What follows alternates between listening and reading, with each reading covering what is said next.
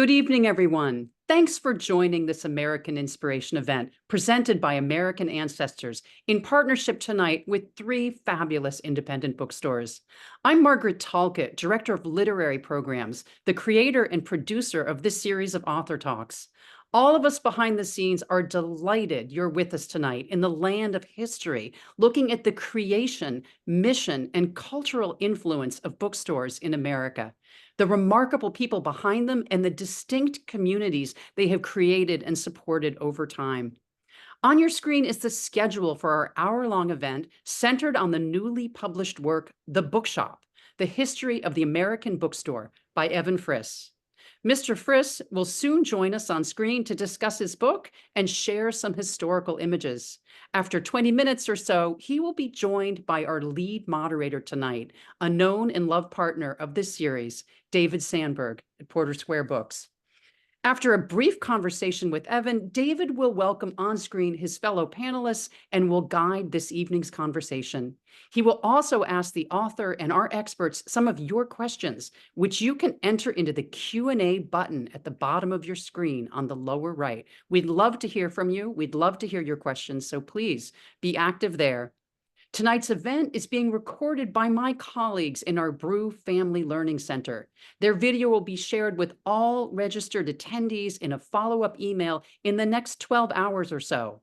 Many of you signed up for tonight despite conflicts in your schedule, and I know you're looking forward to getting this link. Others who are not here, if you have technical difficulties, never fear, there will be a video for your eyes only. As good as tonight or the video might be, of course, the real enjoyment comes from reading tonight's featured work, The Bookshop. It has been wonderfully reviewed since it came out 2 weeks ago. It's just now appearing on bestseller lists coast to coast. If you purchased the $40 event package that included a signed book-plated book, it will be shipped from our partners at Porter Square Books within 10 days of this event. If you purchased simply online access to this event and would like now to order a book, you can do that directly from the bookstore while supplies last. The link to purchase is being provided in the chat. Porter Square can send your books anywhere in the United States. Please input the code AMINS24 so the staff knows to send you, your friends, or family a signed copy. Orders will be accepted up until 10:30 a.m. tomorrow, Tuesday, August 20. Now, for some background on our guests this evening. Our featured author, Evan Friss, is a professor of history at James Madison University and the author of two books, The Cycling City, Bicycles and Urban America in the 1890s. He also authored On Bicycles, a 200-year history of cycling in New York City. He lives in Virginia with his wife, who is a bookseller, and his two children, who are occasional booksellers. Briefly tonight about our panelists. David Sandberg, our lead moderator, is an owner of Porter Square Books in Cambridge and in Boston, Massachusetts, and as I said, our constant partner in this series since its launch in 2019. Panelist Ann Patchett is the owner of Parnassus Books in Nashville, Tennessee. She's the author of 13 books, including her most recent novel, Tom Lake, and a book of essays, Precious Days. Time magazine named her one of the 100 most influential people in the world. I am sorry to report that panelist Dan Chartrand, the owner of Water Street Books in Exeter, New Hampshire, will not be with us tonight because of a sudden, unavoidable conflict. We will meet, though, our two panelists later. But for now, welcome to you, Evan. It is just a thrill that you're here with us. Thanks for joining me. We so rarely publish, work with authors so close to pub dates, and it's been really thrilling, though, to watch your book just take off. I mean, you've been in all sorts of media, and you're just appearing on the New York Times bestseller list. Is this what I hear this coming Sunday? That's what I hear as well. I'll believe it when I see it in print. Well, I think if you snoop around online, you can find it. So I think it's real. I'm just thrilled. And tonight is very special. For me, particularly, Dan Chartrand's Water Street Books was my hangout when I lived in Exeter for many years, New Hampshire. And David Sandberg and Porter Square Books is, of course, a new love, but we've been in partnership with them and for since 2019. And then Ann Patchett, I was really fortunate to be able to present with State of Wonder, her book, which came out right around the time that she was launching Parnassus Books in Nashville, Tennessee. And all of the talk backstage was about the industry of bookshops, what they do, what they mean, what they're for. And I really want to hear more of those tricks of the trade. And also for the historians and the genealogists we have with us online tonight, my organization, this is what we do. We're a history organization. We are so eager to go back in time and really get at the history of these stores. So thank you so much for being here, and over to you. Let's start right in. Well, thanks so much for having me. It's an honor to be here and, of course, to be part of this star-studded panel. So I'm just going to share my screen here.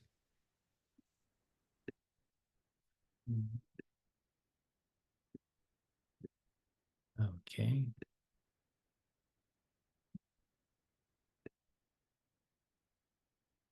All right. Well, I probably should have come up with a more clever way to start, but I'm going to start at the beginning of the book. And in some ways, it's both a beginning and an end, because chronologically, the book ends in a present day independent bookstore. But Three Lives and Company, where the book opens, is also where the idea for this book was born. Three Lives and Company is on a corner in the West Village. Along the hand-carved wooden shelves, glowing under Jolly Rancher green-colored lamps, there's fiction and non, frontlist and backlist, picture books and cookbooks, art and architecture, Granta and graphic novels, the Paris Review, and all things New York. The dog treats are behind the counter. Toby, the owner, wears a soft gray beard and a beanie hat, body surfs in the morning Atlantic, walks into Manhattan from his Brooklyn home, and drinks a Balzacian amount of coffee. Inside the shop, he's constantly layering, pruning, and rearranging. The colors, the scale, the feeling. No stacks too tall or too short or too crooked. Maybe it's all the coffee. Toby owns the bookshop outright, yet he doesn't think of it as his shop. He says he's a custodian, and it's the bookshop, not Toby, that has a relationship to the customers. Likewise, Abel, who is so often found on the lone stool that's now known as Abel's stool, Dr. Gary, the rheumatologist who once diagnosed a bookseller with shingles over by the biographies, the Broadway composer who makes melodies from random lines and random books, and the parade of volunteers who help wrap in December and share popcorn tins hidden behind the counter are all known as friends of the shop. Sometimes loved ones will phone with news that a longtime customer has died. The bookstore ought to know. When customers send Christmas cards and snacks, they often address them not to an individual. They are for the shop. Calling them customers doesn't even sound right, probably because many of them hardly ever buy anything. The quintessential shop around the corner is what makes the village feel like a village. It has charm, personality, soul. And more than anything, Toby doesn't want to screw it up. And so I started here because this is the shop where my then girlfriend, current wife, worked while I was studying American history in New York. And both of our jobs required daily reading. And at night, we often found ourselves talking much less about the books we were reading, but more about the spaces that we inhabited. And for me, that meant seminar tables and intimidating professors. And for her, it meant an array of different kinds of people coming to the shop surprisingly regularly. And some of these were eccentric individuals. Some were regulars, one and the same. And she would talk about many of these different individuals, as well as dogs, lots and lots of dogs who regularly frequented the shop. And sociologists have coined a term called third spaces, which many booksellers have sort of embraced as a way to understand the kind of public spaces that they provide that aren't home or work, but offer a place for people to connect. So it was really a proxy experience. And it was through Amanda's working at Three Lives that I began to realize just how special these kind of institutions were. And as a historian, began asking questions about the state of American bookstores today, how they evolved over time. And of course, I was well aware about the recent decline in the number of bookstores and thought maybe this was a worthwhile endeavor to dig up and write a history of the American bookstore. So the book really begins all the way back in colonial times, even really before there were bookstores as we would know them. So I'm going to start with a portrait of Ben Franklin and his bookstore. When we think of a bookstore, we tend to imagine rows of books, neatly arranged titles standing in the window, and quiet browsing. It's fair to say that Benjamin Franklin's bookshop wasn't anything of the sort. Philadelphians came to check their mail. Boys carried off stacks of newspapers. Inside his teeming brick building were hulking wood frame printing presses, fat kegs of ink, reams of paper, heaps of rag, and cases of typeface. He used Caslon, but preferred Baskerville. And incidentally, I wrote this book in Microsoft Word using Baskerville. So Franklin and I both love this classy serif typeface. Franklin's shop wasn't called Benjamin Franklin's Bookstore or Franklin's Fine Finds. In fact, the word bookstore didn't yet exist. The concept of a bookstore, a retail outlet selling primarily books, was still embryonic. Yet Franklin was definitely a bookseller. Teachers bought school books from him. Ministers picked up religious texts. Almost everyone wanted his famous almanac. He was a shopkeeper who sold books, retail and wholesale, but he was also a printer, a binder, an editor, author, marketer, publisher, and postmaster, roles that often blurred. Charming, industrious, and a writer himself, Franklin was undoubtedly well suited to the job, especially compared with the other founding fathers. Adams was too prickly, Washington too regal, Hamilton too antagonistic, Jefferson too spendy, and Madison too awkward. While Franklin is most famous for his role as statesman, diplomat, and inventor, his experience in the book trade was a formative one. For the rest of his life, he self-identified as a printer. He understood that we are what we read, and that what we read is dictated by what authors choose to write, what publishers choose to publish, what printers choose to print, and what, where, and how booksellers choose to sell. Franklin lived for the better part of the 18th century. Over the course of his life, colonists became more literate, more cultured, and ultimately more American. Books were partly responsible, and so was Ben Franklin and his bookstore. The images here are renderings that were made many years later, and I don't think terribly accurate, but it's all I could find, and I'm just showing them here, but I didn't include them in the book because I don't think they're particularly revealing of what the shop actually looked like. And I want to show a few images relating to Franklin's business. This is the first unabridged novel printed in the American colonies.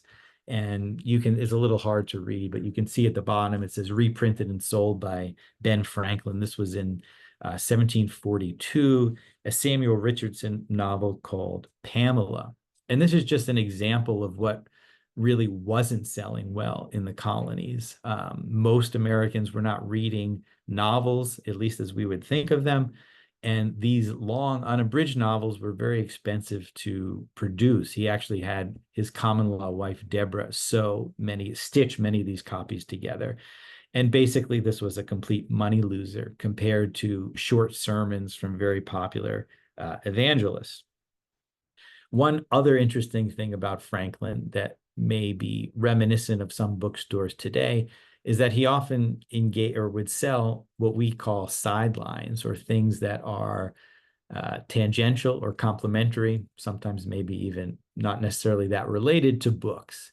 And so this is a regular advertisement he ran in the Pennsylvania Gazette, in which he advertised very good chocolate.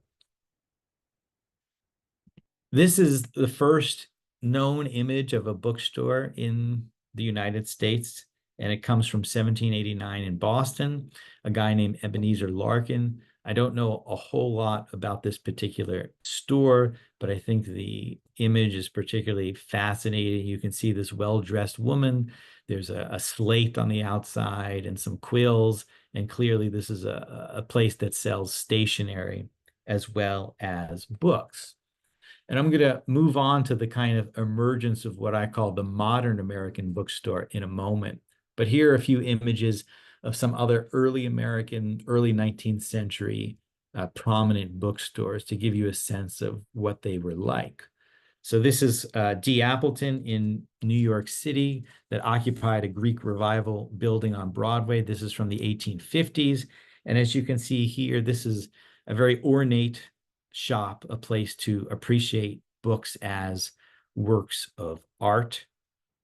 This is another Boston bookstore, also from a slightly later period than the Old Corner bookstore, which I'm about to talk about. But one of the interesting things you can see here is the kind of moat separating some of the books from purchasers, the number of clerks, and browsing was very much a kind of mediated experience at many early bookstores. And lastly, another bookstore here, also from Boston, called John P. Jewett, which is also from the 1850s. So I decided to profile this shop called the Old Corner in Boston because I think it is emblematic of the rise of a new type of bookstore. And what makes it distinct is basically that it's a hangout. It's a place for regulars to come, to frequent, to communicate with one another, but really, just like great bookstores of today, a space that people just want to be in time and time again. In the building on the corner of Washington and School, editors clutched stacks of manuscripts, printers scurried about in ink-stained clothes, publishers flipped through invoices, and poets browsed shelves of verse. The writers who frequented the Boston bookstore, publishing enterprise, print shop weren't just the usual aspiring sort. Ralph Waldo Emerson, Oliver Wendell Holmes, and Harriet Beecher Stowe came to talk religion, music, theater, and philosophy. Nathaniel Hawthorne preferred not to talk much at all. Customers described the scene as a lounge and resort, the place to learn what new books are forthcoming. Longfellow, who regularly made the trip over from Cambridge, delighted in the fact that the loiterers were also the makers of books as well as readers. Not everyone was so famous. A sea captain, when not aboard ship, essentially lived in the middle of the shop floor on a stool, much like Abel at Three Lives. Anyone could walk in off the street, browse, and start a conversation. The store was a de facto public space, a meeting space, a communal space that wasn't a house or church or political hall. In those cramped quarters, readers, writers, and literature cohabitated. It was intimate and far-reaching, and it was at the center of a transformation, the birth of the modern American bookstore. And one of the two partners behind this was William Ticknor, who's holding the little money bag here. And he's working in his office alongside Nathaniel Hawthorne. They were best of friends, and apparently Hawthorne used to sit in Hawthorne's chair while Ticknor worked, and he just sat there silently. And that was what they enjoyed. And both of them referred to this space as their paradise. The other partner was a guy named James Fields. 7 years Ticknor's junior, Fields had unruly dark hair and a thick beard that eventually turned gray, inched toward the floor, and merged with a monstrous mustache. By 1843, he rose to the position of partner and had already begun tilting the bookstore and its publishing arm toward poetry, fiction, and American writers. Fields's office was hidden behind a green curtain to the back and left when customers walked through the front door. It held a large desk and several chairs for visitors, and there were always visitors. While Ticknor and Hawthorne preferred to work in silence, Fields's nook was the hub in which every spoke of the radiating wheel of Boston intellect has a socket. His little spot became known as Parnassus Corner, a reference to the Greek mountain mythologized as the sacred home of the Muses. The two offices, both slightly elevated, represented the two spheres of business. Fields was in charge of literature. Ticknor was in charge of making money. The old corner's magnetism was a product of its people, both the booksellers and the customers, as well as the space itself. Holmes articulated the allure. I never can go into that famous corner bookstore, look over the new books in the row before me as I enter the door, without seeing a half dozen which I want to read, or at least know something about. Browsing, or as he called it, book tasting, makes one hungry for more than he needs for the nourishment of his thinking marrow. The term browsing dates to the 15th century, when it was first used to describe how cows and goats and other grazers munch on vegetation. Holmes's description of book tasting captures the sentiment behind the original and evolving definition, leisurely poking around in a bookstore. And the notion of book tasting fits perfectly with what the building is today, which is remarkably well preserved, actually, the bookstore. But it is now a Chipotle, and you can get a burrito. There is a plaque on the outside that captures some of the history, the literary history of this really enchanting building. And I have just a few pictures of what it looked like after it changed hands, and it remained a bookstore well into the 20th century, although Ticknor and Fields and the original Old Corner bookstore moved shortly after the Civil War. This is a photograph from the 1880s, and they eventually changed the building. And while the original Old Corner was light-filled, they bricked over part of the windows and created these, in my opinion, hideous awnings. I want to talk about one more evolution in the American bookstore, and it's, I think, a surprising model, even if it was at one point a kind of paragon of the American bookstore. In 1925, there were 164 bookstores in Chicago. One we might not think of as a bookstore at all, the Marshall Field and Company Book Department. Collectible sets of authors found on English lit syllabi huddled in the back. Poetry, illustrated classics, and all things Louisa May Alcott lined the perimeter. Rare books and a couple of sofas sat to the right. There was a counter for wrapping, a counter to ask questions about fiction, and a counter to ask any questions at all. Men in hats, women in hats, and children, sometimes in hats, browsed. The sales clerks, mostly women in high-collared dresses, waited on them. They didn't wear jewelry. They didn't bob their hair, as the employee manual permitted only a, quote, business-like arrangement of the hair. Most importantly, they never wore hats. Hatlessness was how you knew who was working. The male sales clerks basically wore whatever they wanted. Chicagoans called the store Fields. Many referred to the book section as Marcella Honner's bookstore. Marcella Burns Honner was the buyer, manager, and face of the book department for 27 years, becoming the most conspicuous single figure in American bookselling. Others called her the Tsarina. One of the co-founders of Random House called her a despotic lady who made mighty publishers in Manhattan tremble when she stamped her little foot and tore up orders.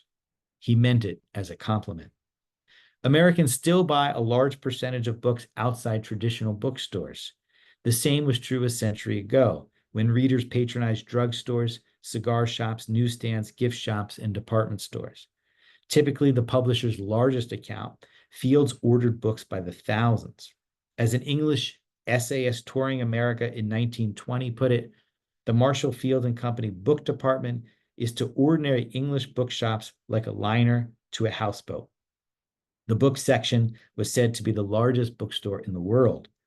Its size didn't diminish its reputation. It felt like a standalone shop. It dealt in bestsellers and fine bindings, and was no more for service than discounts. Honor was a bookseller's bookseller, lauded as a tastemaker for her personal touch. Marshall Fields represents a critical moment in American bookselling history. For while department stores and their book sections would eventually fall out of favor, the book business, especially the biggest publishers, the biggest booksellers, the biggest authors, kept on bickering. In essence, Fields was the first book superstore. And Fields benefited, of course, from the muscle of a giant emporium. The building had its own post office. It had tens of thousands of pneumatic tubing. It had dozens of elevators. And one of my favorite stories involves the 700 horses that it employed. And one of the things Marcella Honor would do was on a rainy day, she would have her staff call some of her best customers with book recommendations. And if they were interested, she said they could deliver the book by horse for free that very day. So many people are impressed with Amazon's delivery service, but this was something quite spectacular. With a lot of money behind her, she was able to create a really stunning book section of this department store, often with elaborate displays.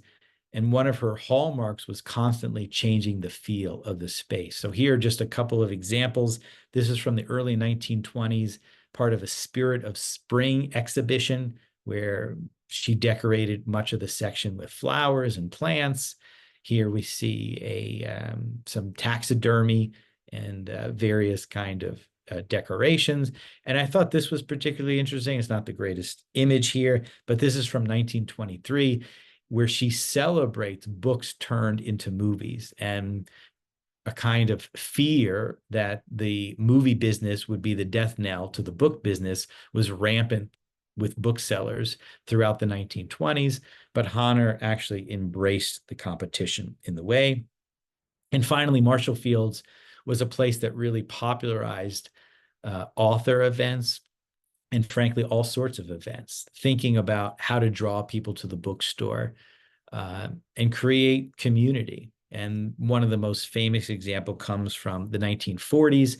And this is Judy, an elephant, who is signing books with her trunk and created this enormous spectacle and crowd, especially after she refused to go back down the freight elevator. And it took a whole team of people to herd her away. So while Judy was the draw back in 1944, I'm well aware that most people here are much more interested to hear what Ann has to say, and David, who's one of the finest booksellers we have, and of course, Ann, who's one of the great American booksellers and one of our greatest authors as well. So I'm going to turn it over to David. Thank you. It's funny. Before we started, Evan, I had prepared a couple of questions, and one I didn't know that you were going to talk as much about Marshall Field, because I grew up still in the era of great department stores, but not in the era of great department store book sections. And I was in terms of a complete gap in my knowledge, I was astounded to find out not just Marshall Field, but how much of a role department stores really played in the book business literally for decades. I wanted to, you write beautifully, and you talked at the beginning about how bookstores have been havens for people who may have find difficulty otherwise finding their place in society, and you mentioned the term third place, which I think was coined in the 80s or 70s. And you have a whole chapter in the book about communists and anarchists, people of color, queer people, even Aryan Nazis, found their bookstores of interest, and those became their places. I'm curious if you think of that aspect of the bookshop, the haven, the oasis, the third place, has been necessary to bookstores' survival and success? I think it has. I think part of the appeal of a bookstore is that it's a place where you can spend a lot of time and don't necessarily have to spend any money. There are people who come to the local bookstore where I am now, which is owned by my wife, Amanda, and watching somebody spend 20 or 30 minutes browsing is just a kind of unbelievable delight and experience, to see people inhabit this space, to feel comfortable, to go around and, as Holmes says, taste these books. So there's a kind of welcoming notion or welcoming vibe that bookstores have that can draw people in. And I think that's one of the reasons that so many different kinds of activists of all stripes created bookstores as a way to lure people in, because they are so inviting. And of course, the books on the shelves are conduits for ideas, for political messaging, for storytelling, a sort of infinite possibility. So I think bookstores are just great places that people want to be in and make us feel good. And a lot of us like to be around other people, but not necessarily interacting with those people, which is the same appeal of going to a coffee shop instead of working at home, is that we have this kind of energy of being surrounded by people, but we can also find our own way. And bookstores offer that in plenty.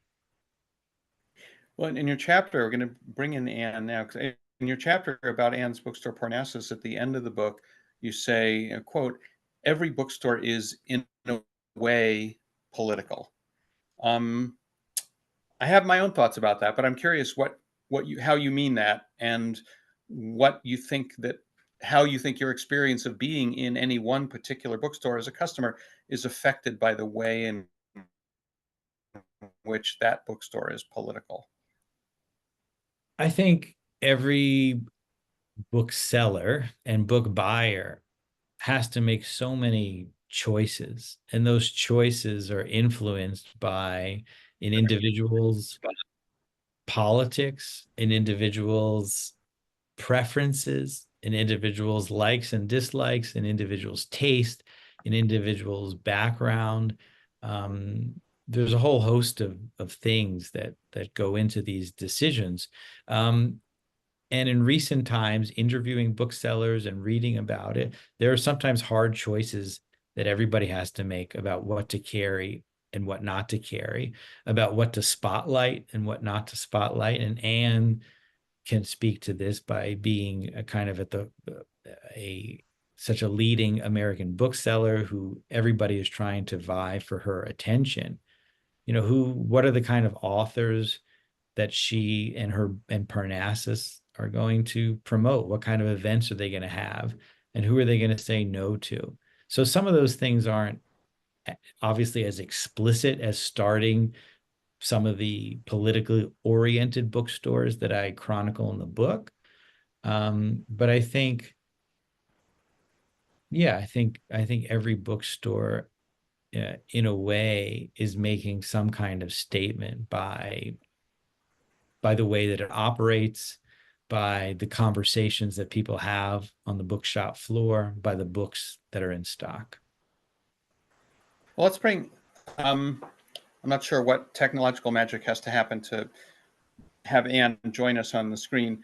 So some of you listening might know that in addition to being a very famous bookseller, Ann has this side hustle as a mid-tier novelist.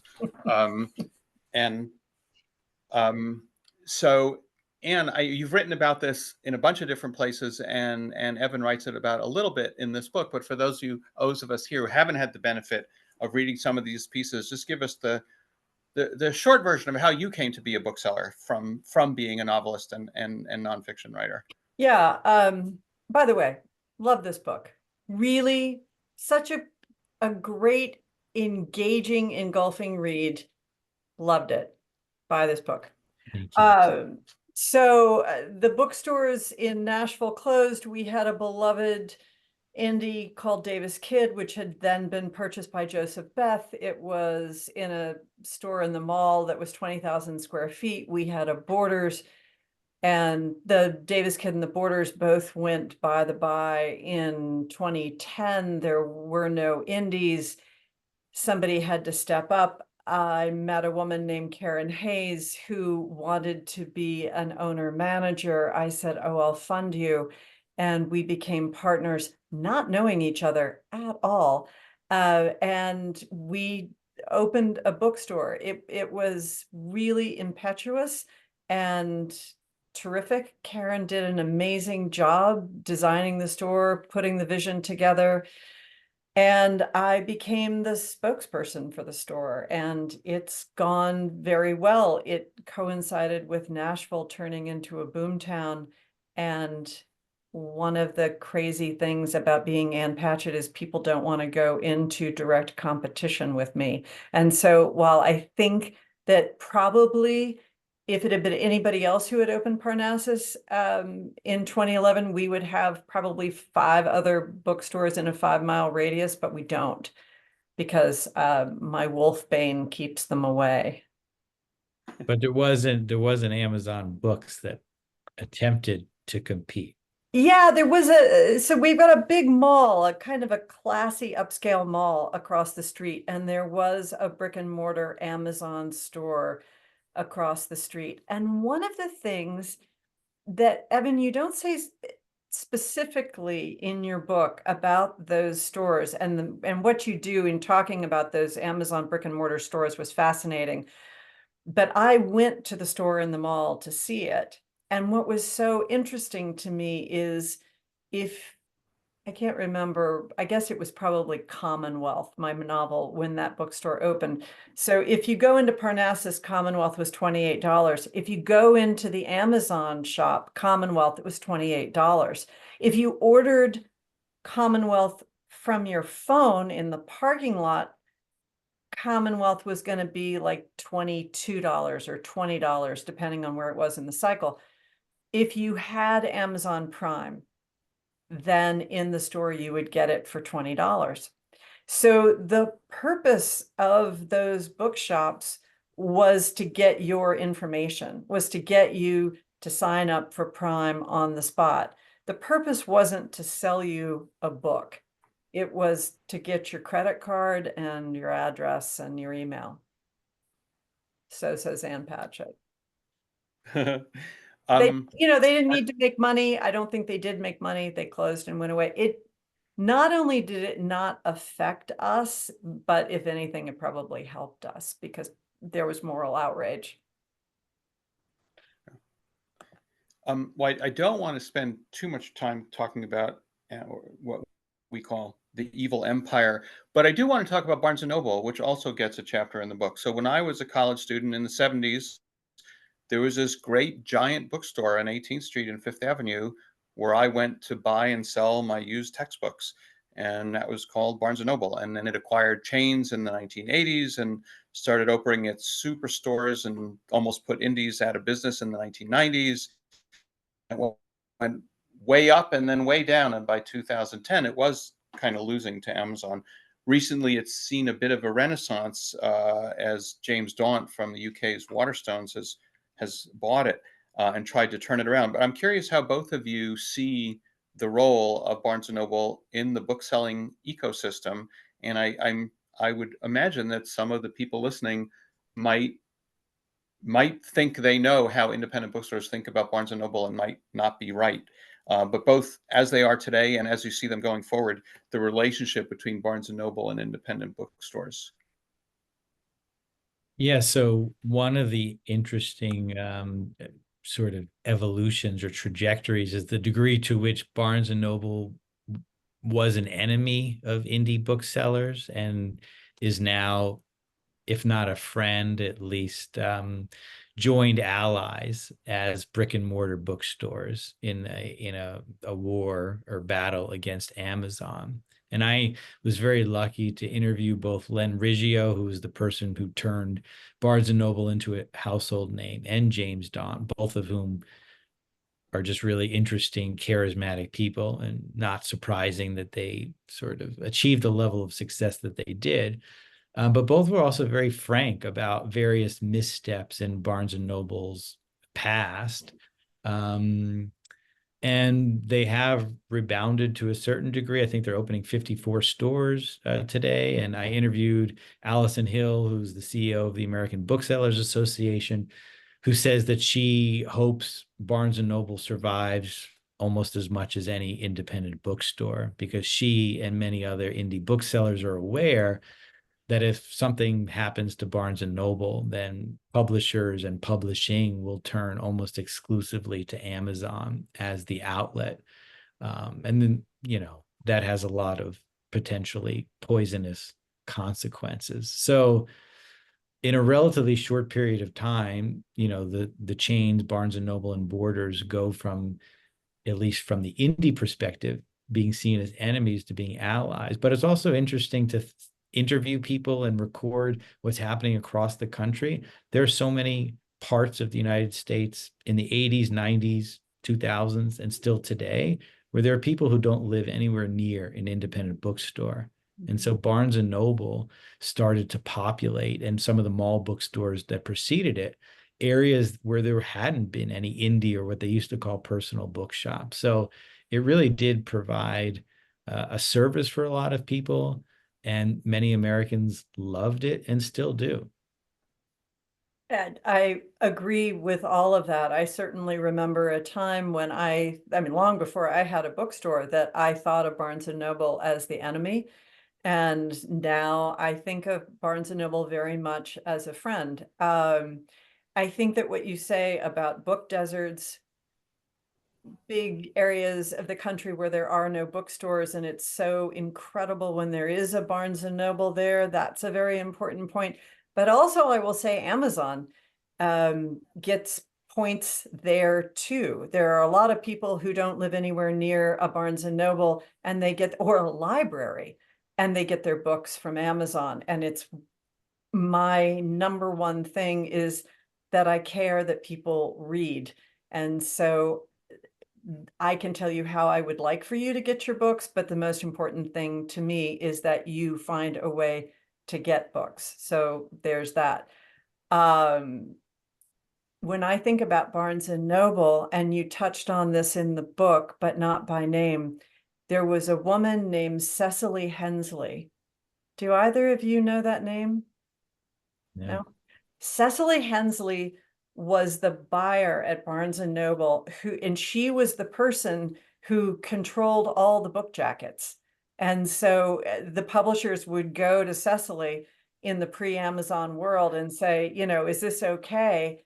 And she would be like, no. I mean, you could love, I say this as an author, you could love your book jacket, and Cecily would be like, no, and they would get rid of it. And I can remember when I was in my 30s, I don't remember what book it was, but I was young, and they got me all dressed up and took me out to dinner with Cecily Hensley. And that was the person that you had to make a good impression on. There was also a Costco buyer out in Seattle, and I was flown out to Seattle. I used to go to Ann Arbor to meet the Borders buyers. So the authors, if you were lucky enough to make a good impression on those people, those impressions really mattered in terms of building your career. So yeah, I think that everybody wants Barnes & Noble to survive. One thing that I have really been fighting for, I'm very involved with BINC, which is the Book Industry Charitable Foundation that provides emergency grants to booksellers in brick and mortar stores. And I've been working for years to try to get Barnes & Noble to come on board and say, be with the indies, be with us, help us support your employees, and they won't do it. I have to shout out Anne for her work with BINC. Is one of these things that's completely unknown outside the bookselling business, and absolutely lionized rightly within the bookselling business. And Anne's been one of the true champions of Bink. Now you all know about it. And it's There BINC. seems Look it up. BINC. Yeah. There seems to be this cultural narrative about the perennial precariousness of bookstores. I'm assuming many years ago, everyone watched that Tom Hanks and Meg Ryan movie. There's a wonderful quote in the book that I mentioned to Evan that I was going to quote, a bookseller in New York in the 30s saying, "If I wanted to make money, I'd sell herring." But what we now call independent bookstores, a relatively recent term in the history of bookstores, have stubbornly persisted, at least through the 300 years of challenges that you describe in this book. I'd love to know how each one of you feels, Evan as a historian and Ann as a bookseller, about the future of our industry. And Evan, you've been talking to a lot more people in bookstores recently than we have. Do you think bookstores are still feeling as endangered as maybe their DNA makes them think they have to be? Or is that a popular perception that we all need to overcome because it's not really true?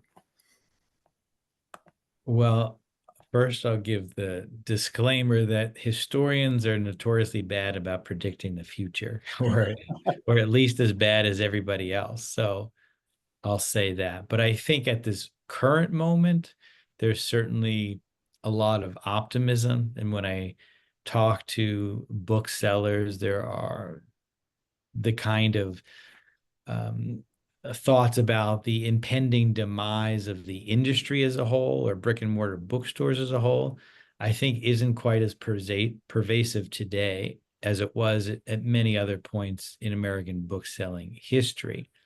That said, if you sit down with many a bookseller, they will explain the challenges of running their business. And those challenges are many that have to do with, just a relatively low profit margin, increasing labor costs, competition with Amazon, lots and lots of issues that make the business hard. But I think there are a lot of really successful bookshops, and not just ones that have extraordinarily, amazing and famous owners. There are across the country bookstores that are doing as well as they've ever done, but it still remains a very challenging business. And I don't think we're going to return to a world in which there are as many bookstores per capita as there were for much of the late 19th and throughout most of the 20th century. I think you're right. I have to say, I felt a lot better about the statistics of where bookstores were trending before I read your book. That whole thing about they're counting in the Hudson booksellers in airports, and there were a lot of ways of gaming the numbers that I hadn't realized. I just had thought, oh, indies are really on the rise, and this is all pretty good news.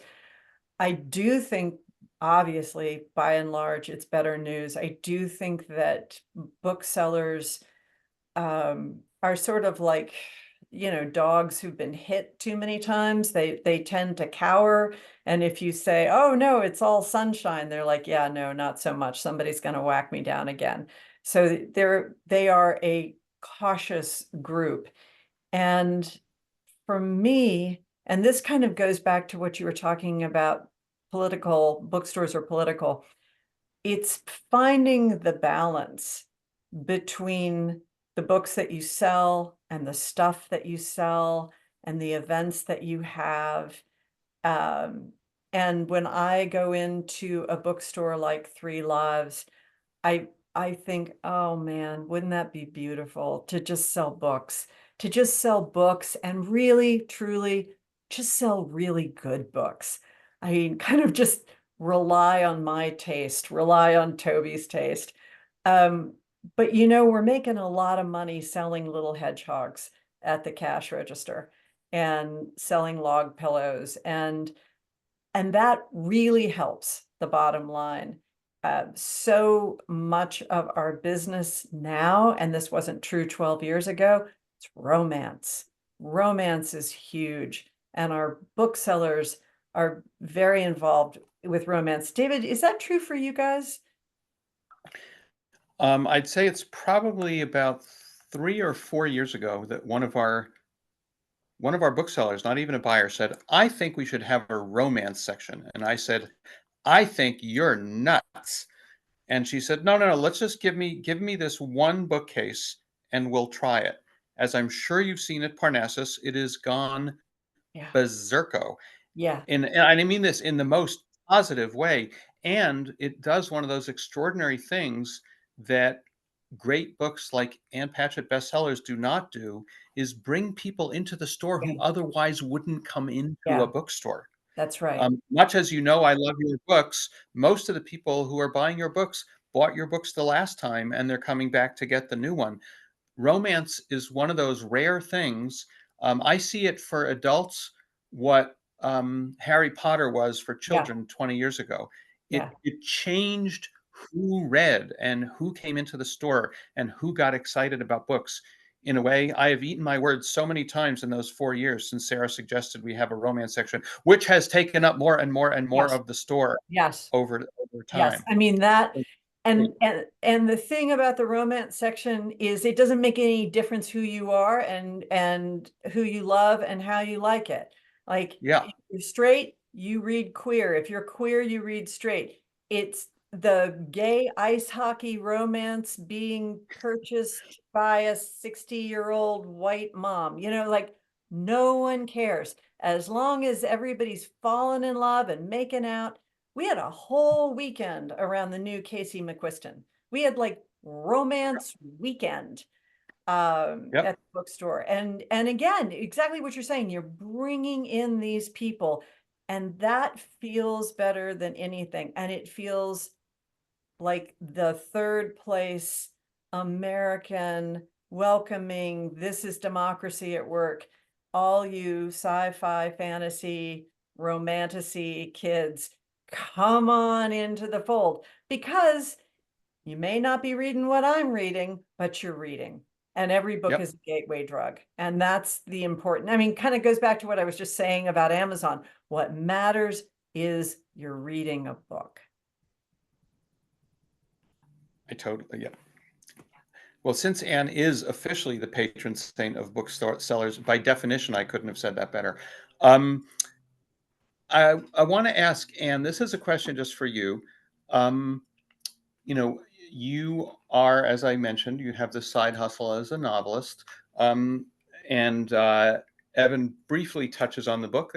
Other writers, our mutual friend Emma Straub in Brooklyn, and I think maybe the newest member of the club of Big Shot Authors own opening bookstores, Lauren Groff in Gainesville, Florida.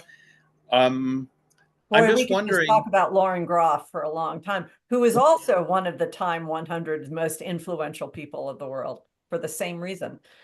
Yeah, I'm so, and I mean, we probably don't have time to get into this now, but I think she opened her bookstore for a very specific reason, sort totally. of getting back to Evan's comment before about being political. But what I wanted to ask is, how is it different being an author owner of a bookstore than me being a regular guy owner of a bookstore?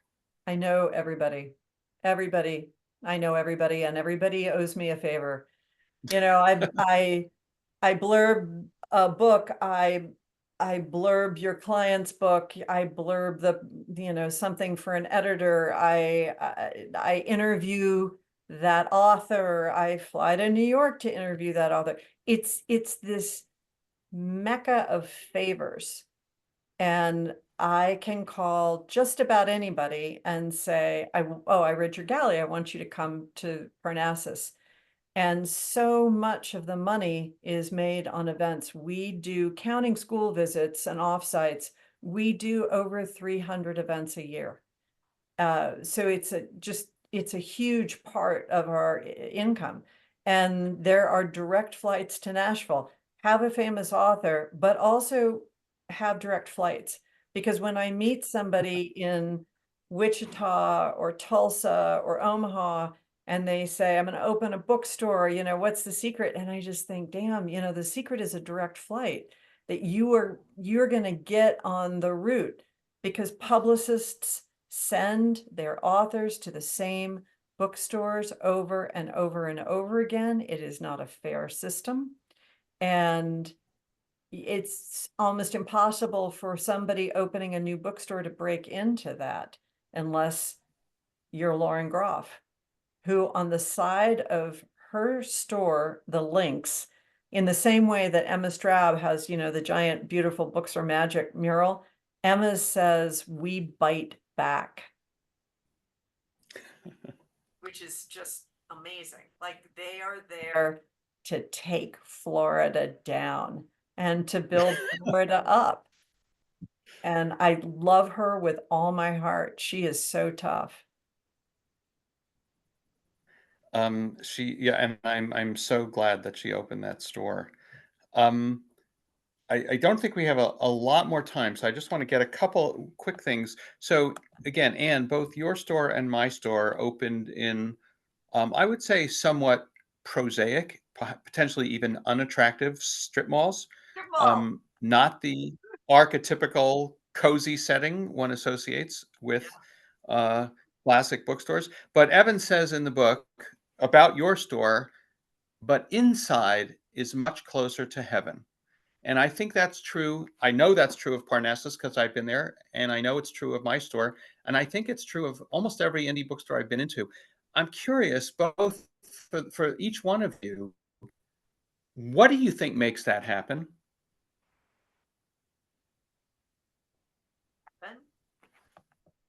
I think part of that question I heard about the heaven part. Was it about what makes Parnassus heaven?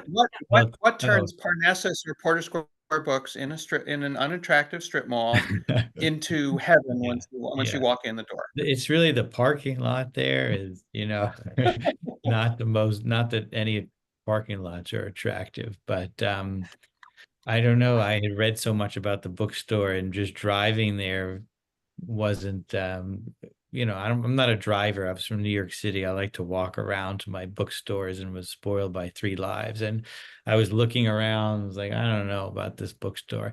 And then I walked inside, and I just kind of, I just exhaled and looked around.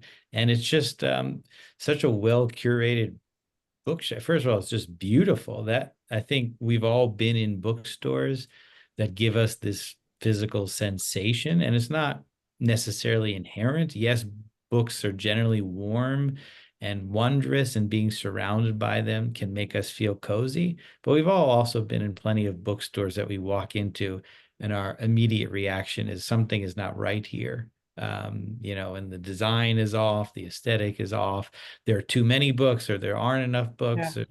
And it's not a perfect art or science, but when it's done right, like at Parnassus and 3 Lives and other great bookstores, it's both immediate and also kind of it's not controversial. Like, I can't imagine anybody walking in and having a different kind of experience. So it's hard to pinpoint something. There's some nice furniture, and I know Parnassus just recently redesigned a bit, or so I've seen, and I haven't been there in the month or few weeks since it's been remodeled a bit. But a lot of it just has to do with a kind of aesthetic beauty and comfort and warmth that just immediately brings a feeling of delight. Yeah, and they're all so different, and you're right. There are bookstores that I'm very happy to be in, but it's not ever going to be my heart. And then I was visiting Kate DiCamillo in Minneapolis not long ago, and she said, "Oh, do you want to go over and see Common Good?" which is Garrison Keillor's store in St. Paul. And I'd never been there. And, frankly, it's like, oh, it's a bookstore. I mean, how many bookstores have I been to? I've been to them all. And I had never been to that one. And we went to it. Have either of you ever been in that store? No. It's so beautiful.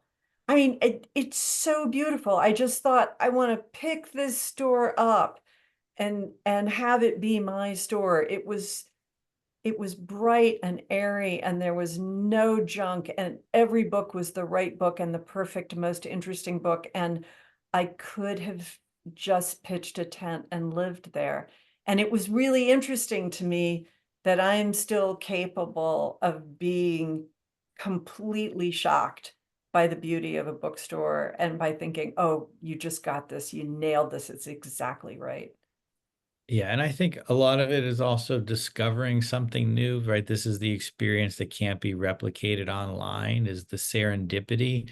And so a good bookstore for me is one that shows me something I didn't know existed. And It's exactly right. I bought so many books in that bookstore. What am I doing buying books in a bookstore? I could just go home in 2 days and buy them. But everywhere I looked, I was seeing something I'd never seen before.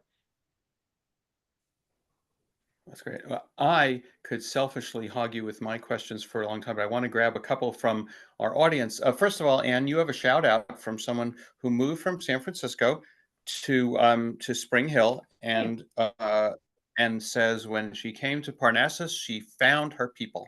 So, and I'm sure her story is not unique.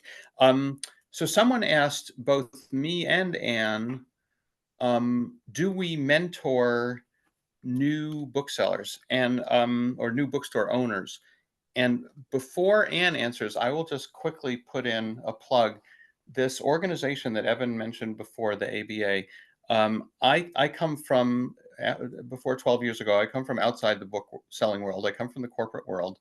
And in the corporate world, companies that compete with each other hate each other. And in the bookseller world, you go to bookseller conferences, and the entire conference consists of one person after another standing up and saying, we did a great thing in my store. Let me tell you all about it so you could do it in your stores. Yeah. It's almost incomprehensible in any other business, the extent to which booksellers love to mentor each other. And I know in terms of bookstore owners, there are tons of resources out there, almost all of which consist of other bookstore owners. But I wanted to know, Anne, if you wanted to talk about that for a moment as well. Okay, the first thing I have to say is, yeah, I don't work in the bookstore. I am the benevolent overlord. And I will go in, several days in a row, and I'm like, did we hire somebody? Who is that person who's so clearly learning every single thing? Oh, you're opening a new bookstore. So yeah, we do. We have those people all the time. What would they learn from me? I have no idea, but they are there. And this kind of collegial spirit, I will say, is the historian didn't always exist. I think this is a product of being imperiled and being the little guy, that there's so much support between one independent bookseller and another. But I have a chapter on Book Row, and you mentioned, David, the quote from the guy about just selling herring. I mean, a lot of these neighboring bookshops were at war with one another and would take cheap shots, and weren't always so friendly with one another. Some of that might have been the particular proximity of having 30 shops on the same block, even if they had their own specialties. And the ABA is a very different, warmer, friendlier organization today that has taken up a great number of causes, including helping people who want to open a bookstore figure out how to do. But that wasn't the case 100 years ago or 50 years ago, even. I think you're right, though, that a lot of it might be due to, what happened to us. I mean, my own personal example, I moved to Boston in the late 80s. There were 24 bookstores in Harvard Square.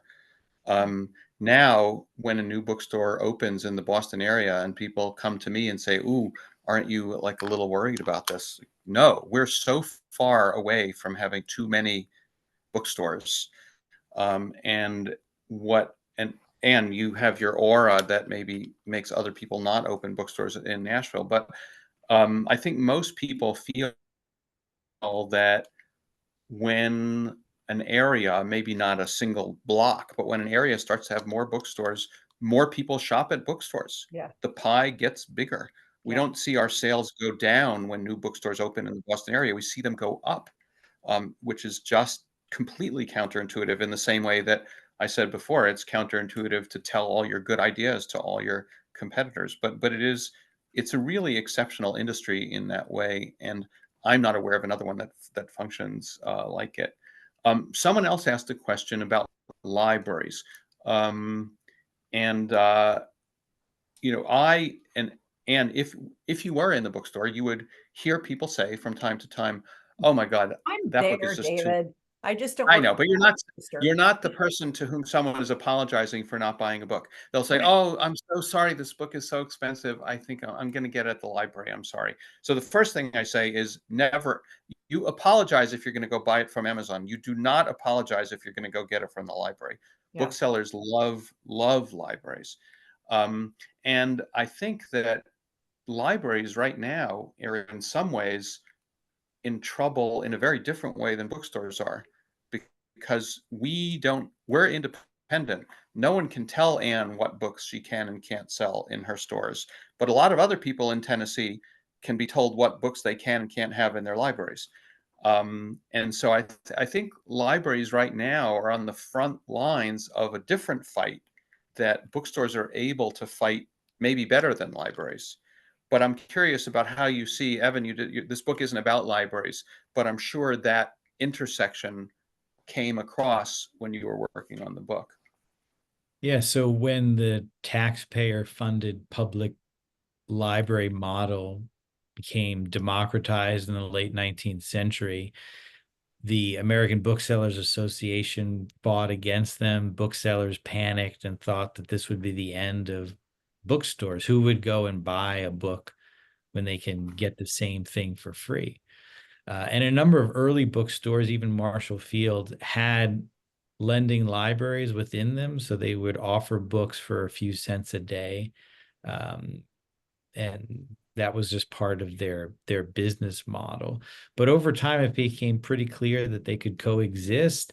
And to Ann's larger point about, celebrating reading and promoting books in general, they've often worked hand in hand, and lots of authors, including myself, and I'm sure Ann, have given talks at libraries and love libraries. And when my book, which just came out and has very surprisingly gotten all this attention, one of my favorite things that I heard was my dad told me how many holds there were at his Yeah. local library for the book. And that just made me so happy. And I'm not, ruining that those were lost sales, but I think it's just it should be something to celebrate. And I think they have coexisted for 130 or 40 years, and I think they can continue to do so and complement one another. Also, I want to say, as an author, I give talks at libraries, and they've got foundations, they pay a lot of money. You should partner, the libraries and the bookstores should be partnering together on events. And we do that in Nashville with our public library foundation. You get people for free if they're on book tour, but you have to know who's on book tour. And if the library and the bookstore can work together, everybody wins. But often they stay in the separate camp, which is just ridiculous. Well, I'm number one, I'm on the board of the Cambridge Public Library Foundation. Number two, we do probably 2 or 3 events a month at the Cambridge Public Library. Yeah. And you're absolutely right. If any bookstore people are listening, work with your local library. Yes. I think, correct me if I'm wrong, I think we have time for maybe 1 or 2. Anne, you got another shout out in the comments. Thanks for being you, and a fan of your first edition club, and who loves your staff's love of books. So someone asks, what is, I'm going to put 2 questions together. What is the greatest lesson you have learned being a bookseller? Because I know, Anne, even though you say you're in the store a lot and you are a bookseller, because you can walk up to people and say, I'm Ann Patchett, you must buy this book, and then they have to buy it. I've experienced that. And what's the nicest thing a customer has ever said to you? The great lesson is to just take a minute to talk to people, to find out what they like, sell them, make sure that people succeed. right, in the book that they're buying. I want people to have a positive experience, which is why books like Diary of a Wimpy Kid and Captain Underpants are so important, because you could say, oh, you know, kids, they should be reading something better than those books. No, they should be reading.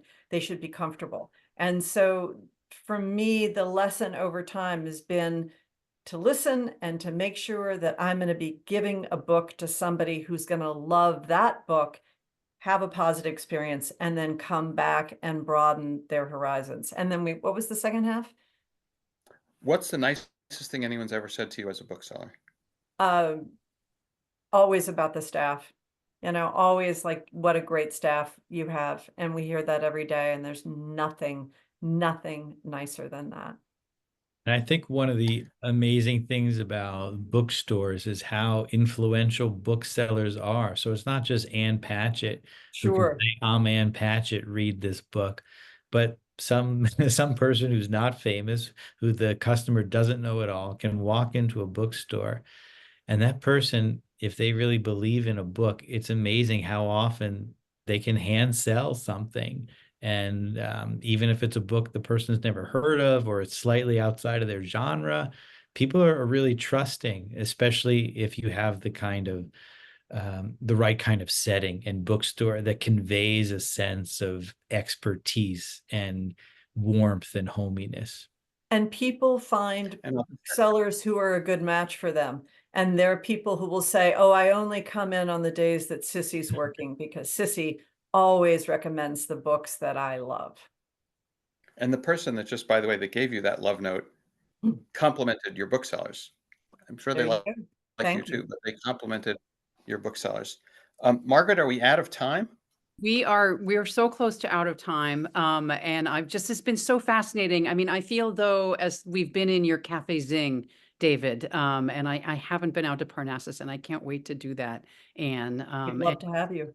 we also have a DeCamillo family member on, and I'm so grateful for them and for your friendship with that family. So thank you for being here, and what a great talk you guys have given us. And as we do for all our authors in the American Inspiration series, we've asked Evan to do a final reading from his book. So over to you, Evan. I'll come back after, but over to you for a Okay, final I reading. was asked to find something inspirational, so this is a short piece from the book. This is a book about bookstores. It's merely one of many. Fans over at Goodreads have compiled a list of 352 of them. It includes 84 Charing Cross Road, my personal favorite. When I told people that I was writing this book, the most common response, other than when will you be finished, which is not a question you should ever ask an author, by the way, was in one way or another about You've Got Mail. Have you seen it? Yes. Are you going to write about it? Yes. Maybe you can interview Tom Hanks. Maybe. Aside from Tom Hanks and Meg Ryan, Hugh Grant, Notting Hill, and Audrey Hepburn, Funny Face, both play memorable and remarkably good-looking booksellers. Both find love rather than rare first editions. To be sure, these films are sappy and tropey, but there's a reason why screenwriters and book writers love setting their stories in bookstores. They can be romantic spaces, places full of discovery, of chance, of wonder. They can be community spaces, activist spaces, political spaces, and they can be places to lose and find oneself. Whether in mysteries or memoirs, travelogues or true crime tales, romances or rom-coms, horror or history, bookstores can be more than just passive backdrops. Bookstores can be actors. Bookstores, even the little ones, can shape the world around them. They already have. Evan, thank you so much. I love the thought of bookstores shaping our world. They so did. I love the history you gave us, and they do, and they will shape the world.